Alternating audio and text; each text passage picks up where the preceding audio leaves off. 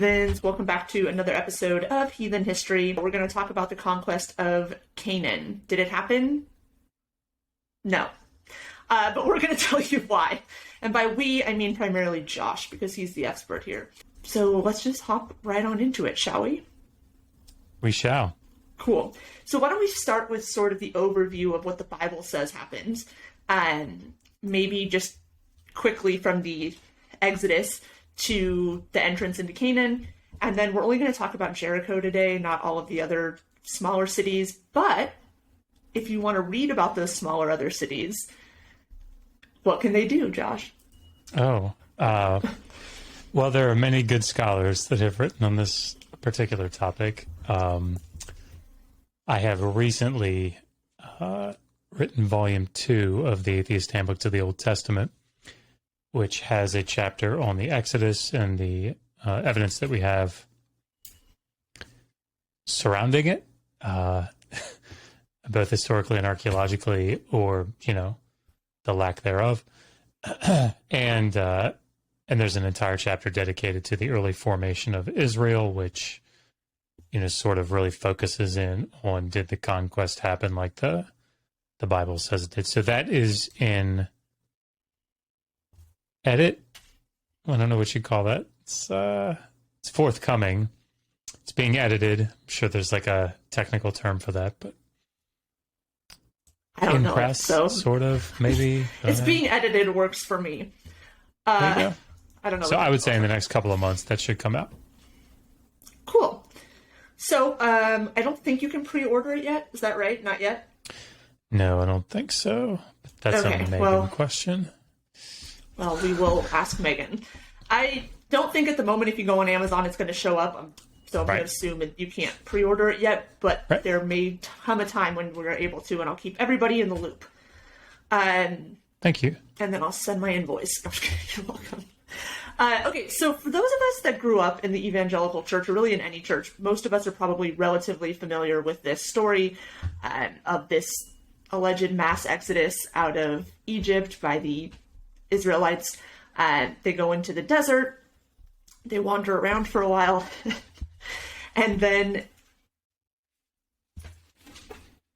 God at some point tells them he's going to deliver Canaan to them. Is that correct? Yeah. Yeah.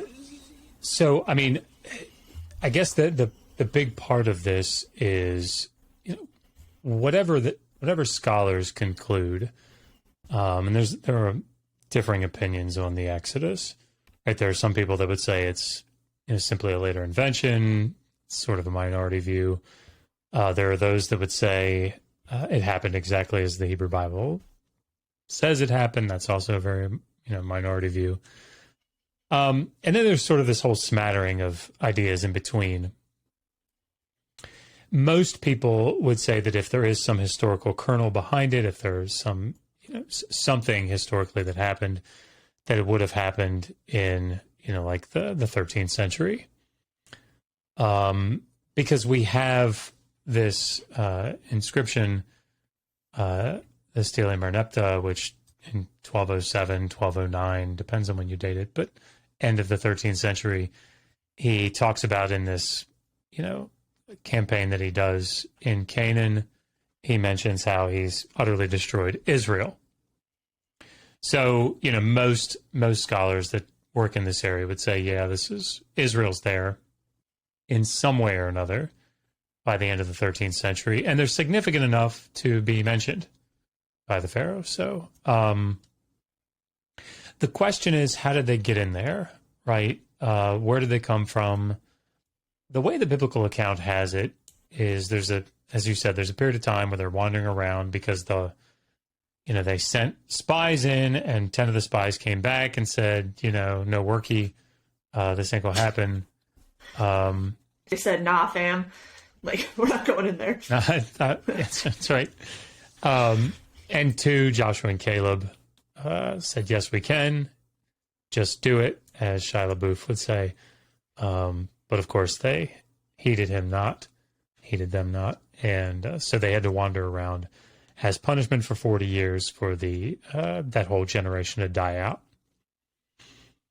So then the time comes, that generation has died, and the younger generation, God says under Moses, all right, let's lead the people up. And so they, go through several different areas in the Negev in the south, and then they come around to the east side of the Jordan, and they come up and they fight against some major powers that were supposed to be there, Kings Sihon and Og. So I read this chapter, and I had a quick question because it struck me as interesting, and it's just not something I thought about a lot before. When the Israelites go up, I think you were just talking about this, into King Sihon's territory, or Sion's territory, they have sort of an interaction with an oracle, and they have illicit sexual activity with the Midianite women, and then this results in vengeance on the Midianites, right? Yeah. Okay. Cool. Sick. The passage there in Numbers, what is it, Numbers 22 to 24, I think. So you've got the Balaam oracle, if that's what you're referring to. I think so. And then, in chapter 25, the Midianite women are supposed to have seduced these Israelite men. And of course, this is the main thing, right? If you read through Deuteronomy, so much of the sin that is involved in the Canaanites that are in the land is they lead you to worship other gods, which, serving Yahweh is a no-no.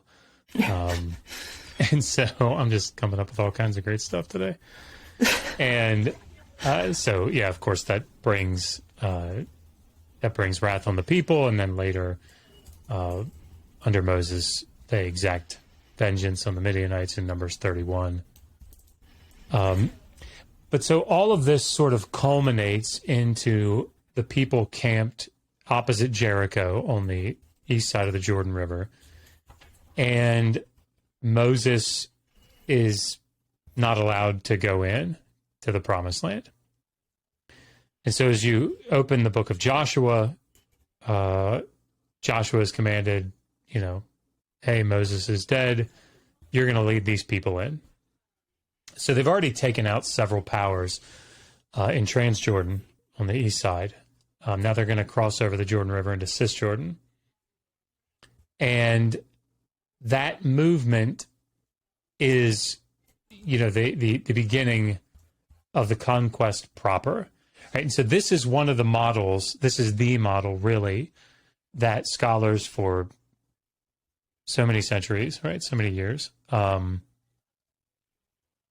understood to be the way Israel came into the land, because this is what the Bible says. And if the Bible says it, it must be true. Yeah, that's right. And so archaeologists, when archaeology, really started to develop in Palestine, and these sites started to be excavated, like the city of Jericho, which was a big one in the story. It's the first one they hit when they go in, and of course it's the big miraculous one, right? They cross over. There's the dread of the Israelites in the land. And so everybody is, shut up inside the walls of Jericho, and they march around the wall once a day for 6 days. And then on the seventh day, they march around it 7 times, and they blow this trumpets, and they shout, blah, blah, and the walls fall down, right? Seems reasonable. I mean, it is what it is, I guess. So the problem, of course, is that when archaeologists there's a lot of problems. There, right? Yeah, there are a couple. Usually the one that most people, the archaeologists that most people sort of think about first when they think about Jericho is Garstang. So Garstang excavated there in the 30s, and he found this section of walls, sort of stubs of walls, and lo and behold, he dated it to 1400. Go figure. That's so weird. Yeah, it's I can't imagine why someone would do that.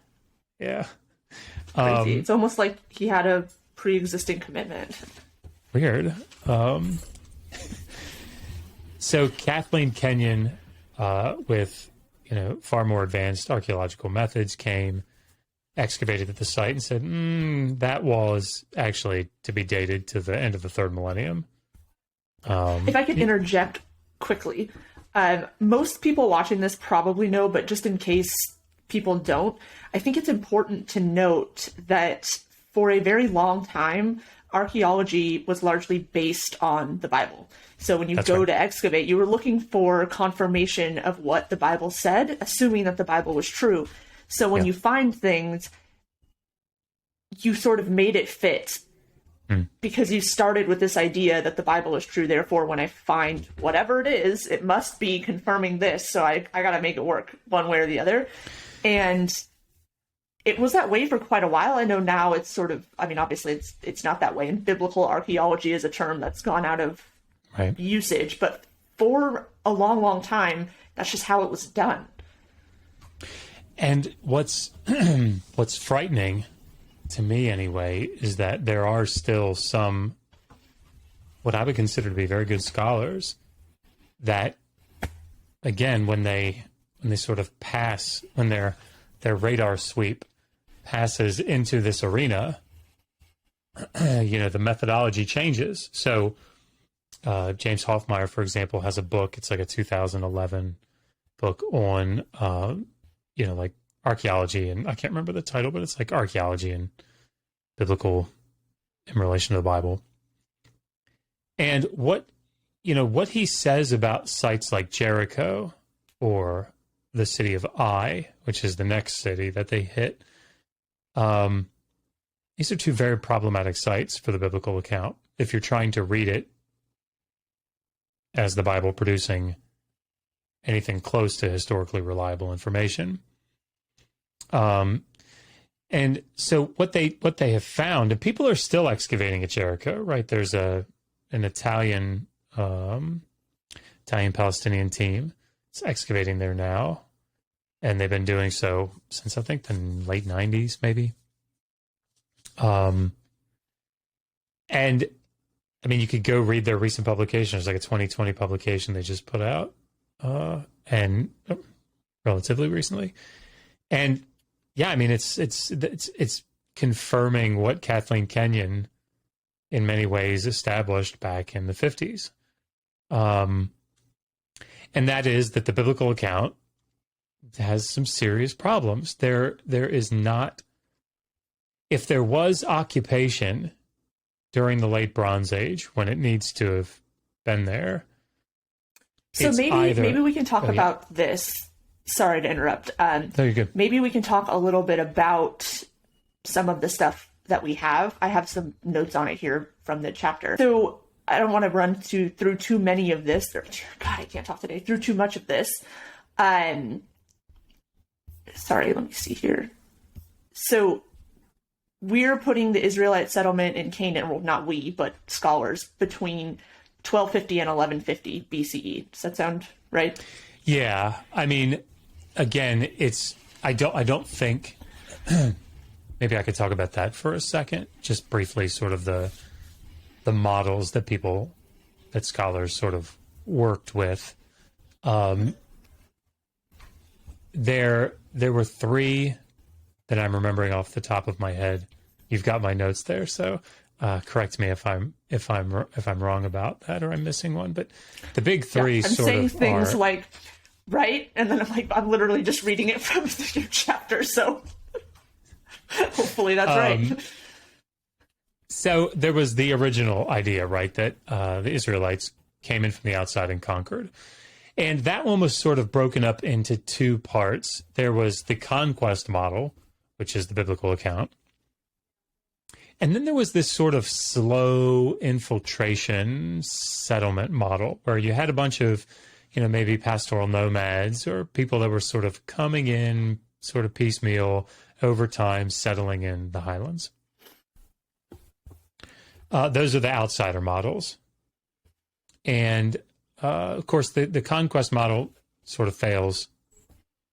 And that's pretty much universally held amongst scholars in the field. And there are problems with the pastoral nomad, that sort of outside infiltration idea. So then there were two insider models. And one essentially assumed that you have people that are pastoral nomads that are inside of Canaan, Canaanites, actual Canaanites, that are settling down in the highlands where Israel comes to sort of be essentially established. And Bill Deaver has, amongst others, has critiqued this view. This is held, I think, by Israel Finkelstein. Two brilliant scholars, by the way, take them both very, very seriously. And basically Deaver's critique is like, yeah, I mean, I think that's probably pretty damn close. The problem is I don't think there are enough pastoral nomads to actually account for all these people that are in the highlands. So like his argument seems to be that it's not just pastoral nomads. There have to be people coming from the cities as well. But the point is that these are Canaanites. So the Israelites were Canaanites. They just, in the way that people do, they set up their own special ethnic markers, and that distinguishes them from other Canaanites. So just like, you know, in high school when you have the jocks and the goths and the nerds and the... I'm dating myself here, but I'm basically just thinking through Saved by the Bell. Were you a goth in high school? I was not. I was... It's hard to believe. I was Jesus boy. That's what I was. Jesus boy, that's what they called me. I was my own special breed. Did they really call you that? Yeah. Oh, no. I know. It's very popular. Very popular guy. Thoughts and prayers. So, in the same way, these are all kids from the same community, right? They're probably grew up together, most of them. But they're radically different now because they have ethnic markers that they've sort of established. And we don't think about them as ethnic markers, but that's the same basic principle. So things that the Israelites did, well, we don't eat pork, right? We circumcise. We live in this particular type of house. We use this still own slaves. College rim jar. Now, that wasn't unique, but that's my point. Yeah. Oh, yeah. But So this is the issue. So why is it that scholars began to engage with this problem and to start thinking about other theories? It's because the outsider conquest model failed. And the reason that it failed is if you were to take your spade, take your shovel, take your pick, and go into Canaan, into Palestine, and start identifying this is the city of Jericho, this is the ancient city of Ai, this is Heshbon, whatever, or Hebron. Now, or this is Lachish, or this is Hatzor, whatever. You would expect that as you dig down and you get to these layers that date to this period of the late Bronze Age, right? You would expect to see, for example, at Jericho, big ass walls, right? You would expect to see major destructions. Yes. They call them bows. Oh. Big ass walls. So, so early on, if you do the math utilizing the biblical text, you kind of go backwards and come away with the Exodus happening around 1447. And which would put the conquest of Canaan right around 1407. So, if you want to be rough about it, 1450 to 1400, right? Mm-hmm. Which means that when you get down to the period at the end of the 15th century, you would expect to see massive fortifications in Jericho, for example. No? So oh my then goodness. It was like, well, that, which is why, if you understand that now, when Garstang went in the 30s and he found this double casemate wall, or this big wall, this dates to 1400. I'm not saying it was that straightforward for him, but that's, it's not a coincidence that it was dated to 1400 because that's when it needed to be dated to, right? Who could have guessed? So when Kenyon came and said, this dates to like 2400, that was a big problem. What's a couple thousand years? Well, it's, 10 centuries is not such a huge deal. So then other scholars like Piotr Bienkowski came and in the mid to late 80s, re-examined all the material. And he looked at the tombs, and he looked at he looked at the pottery and the structures, and he said, okay, well, essentially what we have here is so scholars, sorry, I sort of jumped here. Scholars kept digging at these sites and finding that 1400 just did not work. Just didn't work. What? And of course, it also didn't work for other reasons. Like Egypt was firmly in control of Canaan during this period, so that doesn't really work either. They're escaping from Egypt to get into Egypt. That doesn't make much sense. So then the numbers sort of got bumped down, right? Well, maybe we can like this mention here of this period of time before Solomon, is 480 years. Maybe this isn't really 480 years. Maybe it's like generations, and so we actually need to go back. So now we're getting back to a time right at the end of the 13th century where it's like, oh, well, there are actually some destruction layers that sort of date to this period, like Hatzor. Hatzor kind of works. That's all we really are looking for. Something that kind of works. Something that kind of works. What else is apologetics? The problem with Jericho is that it still fails. In fact, the later you go into this period, the worse it gets. Right? Because it's like by the end of the late Bronze Age, Bienkowski was, he's arguing, and later scholars have as well. It's like, look, Eric Klein basically said, if Israel came, if this, this nation came to conquer Jericho at the end of the 13th century, they either found a completely abandoned site or one that had terribly minimal occupation. There's this thing called the Middle Building, and it doesn't look like occupation. The Middle Building, was that it was the palace that was destroyed by a fire. Yeah, that's right. Okay, something else. Never mind. Yeah, I'm not sure. But the salient point, I think, for Jericho is that there are no fortifications. There's no major city. There might be, there is leading into or through parts of the late Bronze Age, there are some, there's some evidence of occupation, but it's very, very minimal. So it's, like an encampment, it's like it's a small, so the point is it doesn't work. And of course, this became, scholars became very well aware of this. So if you read through Hofmeier's book, for example, one of the things that he'll say is, well, that there's evidence of erosion at the site. So maybe all of the late Bronze Age remains that we need have eroded away. That's convenient. And of course, this was not a new idea when Hofmeier wrote about it. Bienkowski dealt with this in his book in the 80s. And he said, look, there is some erosion at the site, but you would expect something, you would expect something to be there. And the problem is that if that's all that were problematic about the conquest account, I could sort of wink at it, right?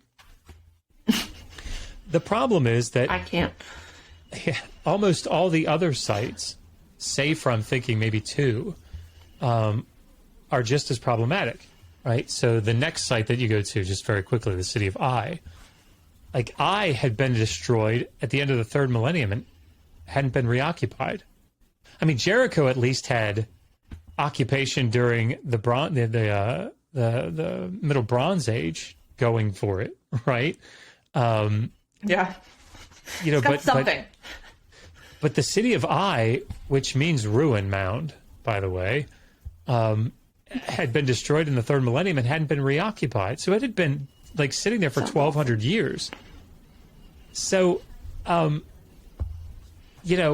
so what this does is scholars start to go, all right, well, damn, like, what do we do?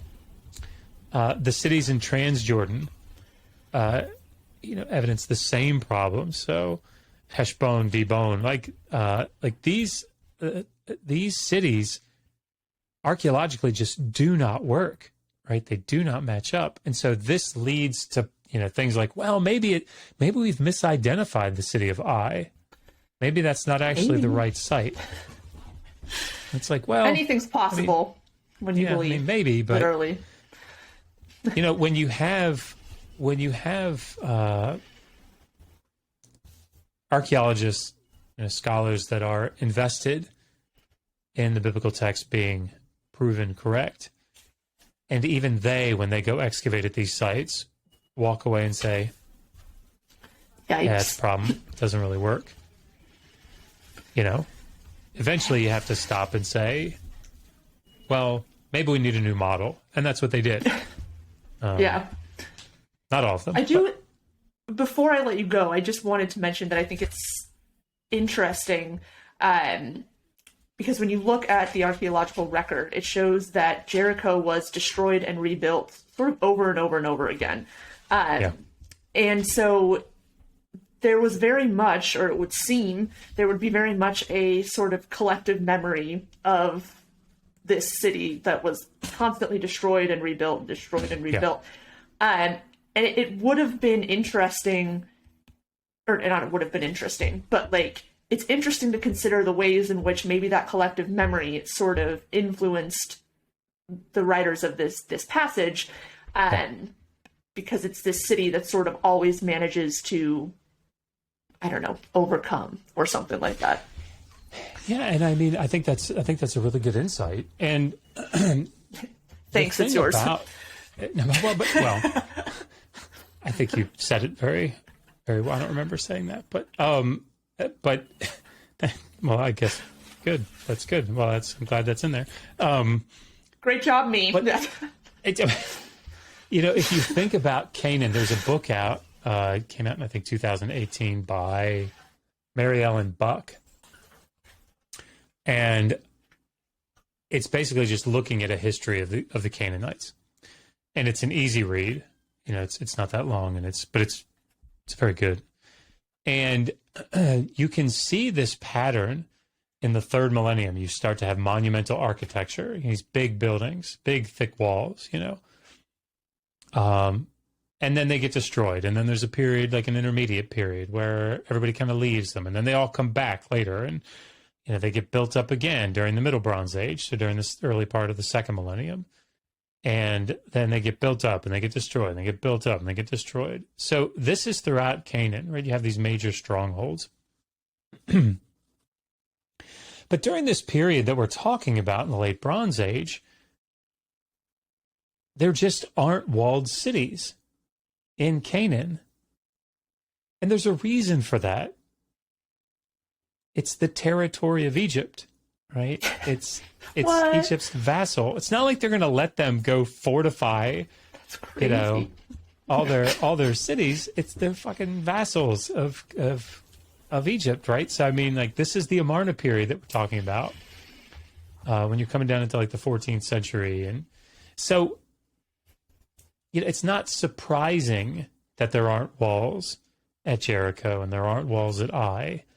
It's not surprising. It's not surprising that, but again, you have to ask the question, is there some sort of memory that stands behind this?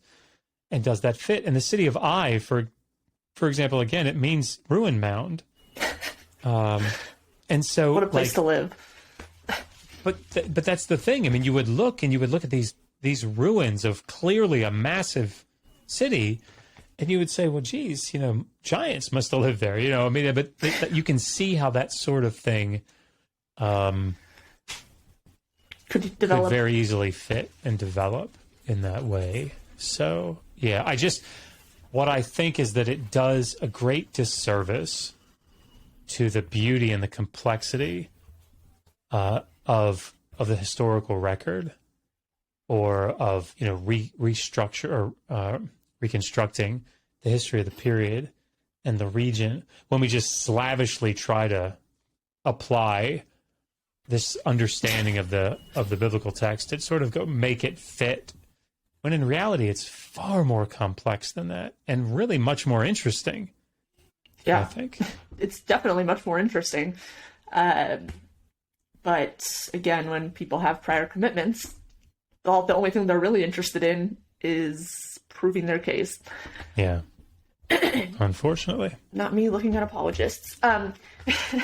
Okay, so we're at about 30 minutes. Thank you so much for coming and chatting with me. Of course. Do you have any, last minute thoughts on this topic, or do you just want to let people know where they can find you, where they can find your book? If you want to mention anything about the book, it's your time to shine. Oh, okay. Anytime you want to find my books, there are 5 out now. I don't know. Just go to Amazon and type Joshua. Huh? I said humble flex. Sorry, I'm just. No, it's just funny. Just type in Joshua Bowen, Bowen, and they'll pop up whatever's available. So, the Atheist Handbook to the Old Testament, Volume 1 has been out for a while, but Volume 2 will be coming out hopefully by September.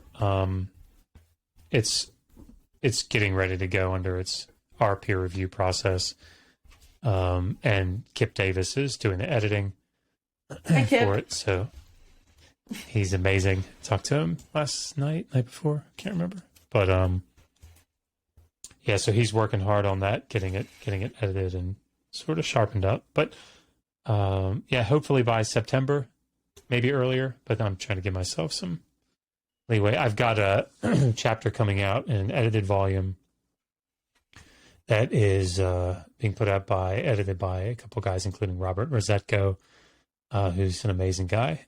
But it's entitled, or it's about evangelicals misusing Scripture. And what? So they would never do that. Is contributing.